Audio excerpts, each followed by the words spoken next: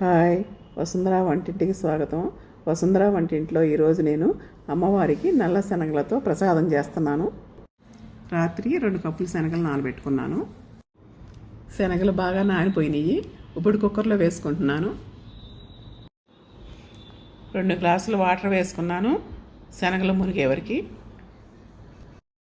1 spoon rock salt వేసాను. ఇప్పుడు cooker మూత పెట్టుకోవాలి. స్టవ్ మీద పెట్టుకుని 3 విజిల్స్ రానివ్వాలి. స్టవ్ ఆఫ్ చేసేసాను. కుక్కర్ మూత తీస్తున్నాను. ఇప్పుడు శనగలు వడపట్టులోకి వేసుకుంటున్నాను. శనగలు మెత్తగా ఉడికిపోయినాయి. రాత్రిపూట నానబెట్టుకుంటే అట్లా మెత్తగా అయిపోతాయి చక్కగా.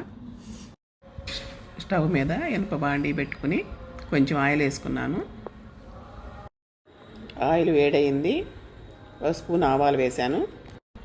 1 స్పూన్ మినప్పప్పు వేశాను. 1 స్పూన్ జీలకర్ర వేశాను. 4 ఎండుమిరపకాయలు ముక్కలు చేసి వేసుకున్నాను.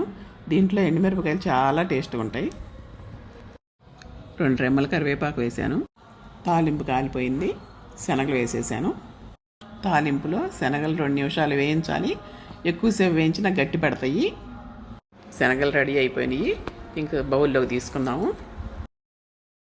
ప్రసాదం శనగలు రెడీ అయిపోయినాయి. ఈ శనగలు ప్రతి మంగళవారం అమ్మవారికి ఎంతో ఇష్టంగా పెడతారు. ఇది ప్రోటీన్ ఫుడ్ కూడాను. ఈ రెసిపీ మీకు నచ్చినట్టయితే లైక్ చేయండి, షేర్ చేయండి, ఈ ఛానల్ని సబ్స్క్రైబ్ చేయండి. మీరు కూడా చేసుకుని కామెంట్స్లో తెలియపరచండి.